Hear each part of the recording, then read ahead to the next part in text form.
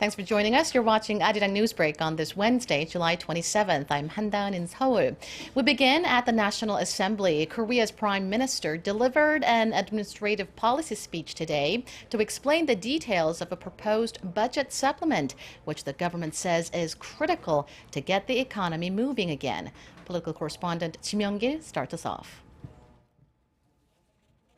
In a parliamentary address on Wednesday, Prime Minister Hwang Kyo-ahn emphasized that the budget supplement will help generate more jobs, revitalize regional economies, and stabilize the livelihoods of people in the low-income bracket.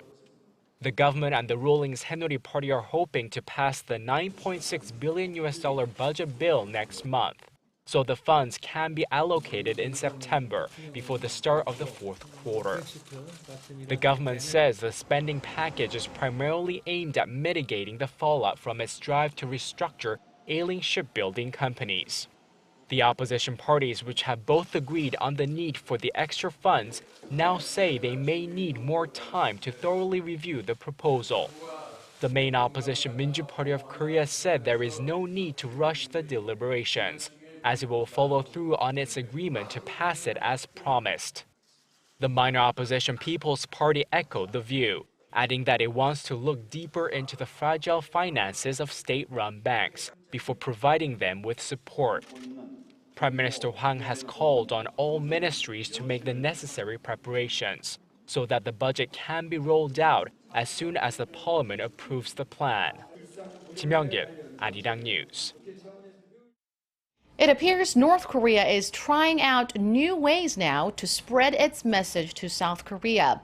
Dozens of plastic bags containing propaganda leaflets from the north were found floating on the Hangang River near Gimpo, west of Seoul, on Friday. South Korea's military, in announcing the finding Wednesday, noted this is the first time North Korea has sent propaganda leaflets to the south via the river. The reclusive regime normally sends leaflets via large air balloons. The leaflets contained messages that falsely promote July 27th, Armistice Agreement Day, as the anniversary of the regime's war victory over South Korea. It also threatened of a missile attack on Seoul. Hillary Clinton has clinched the Democratic Party nomination and walked into history, becoming the first female presidential candidate to ever represent a major American political party. Park Ji-won has the details. Former Secretary of State Hillary Clinton secured the Democratic Party nomination during a roll call vote on Tuesday evening, becoming the first female presidential candidate to ever represent a major party in U.S. history. During a roll call vote at the Democratic National Convention in Philadelphia, states read out their delegate allocations for Clinton and her rival, Vermont Senator Bernie Sanders. The state of New York pledges 108 delegates to Senator Bernie Sanders and applauds him for his call for unity for all Democrats. And New York State pledges 181 delegates for the next president of the United States, Hillary Rodham Clinton.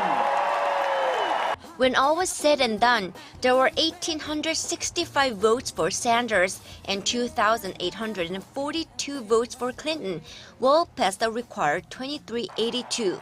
The vote ended with a gesture of solidarity from Sanders, who moved to make the nomination unanimous. And I move that Hillary Clinton be selected as the nominee of the Democratic Party for President of the United States. The main attraction of the day was the speech by the nominee's husband, former President Bill Clinton, who offered personal anecdotes about how his wife has dedicated her life to making people's lives better, presenting her as a real change maker. Cartoons are two-dimensional. They're easy to absorb. Life in the real world is complicated, and real change is hard. And a lot of people even think it's boring.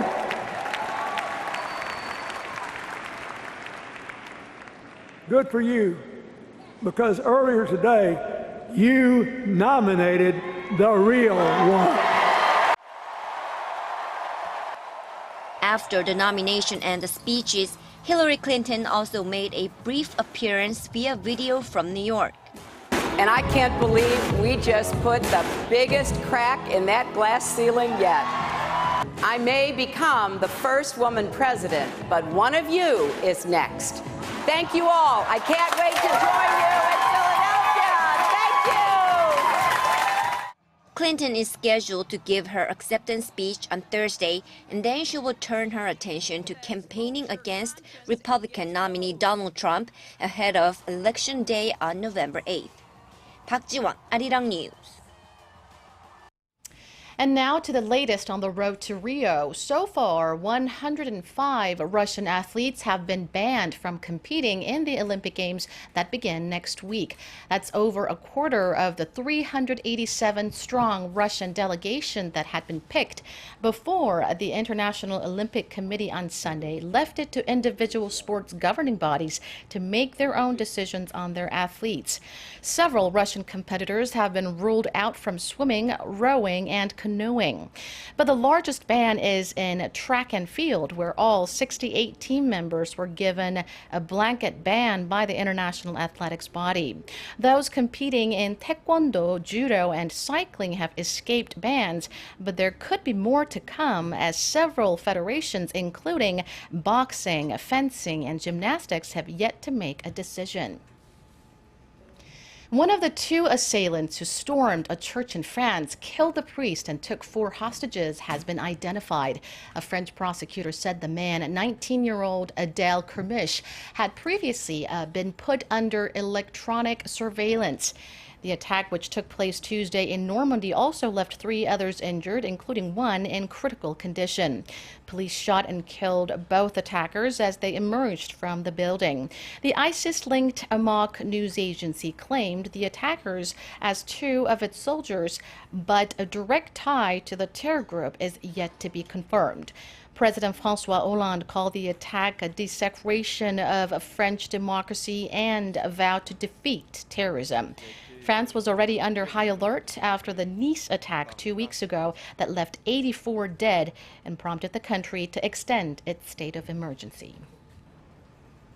And that's all from me. Keep it tuned to ARIRANG for more domestic and global headlines throughout the day. Thank you for watching.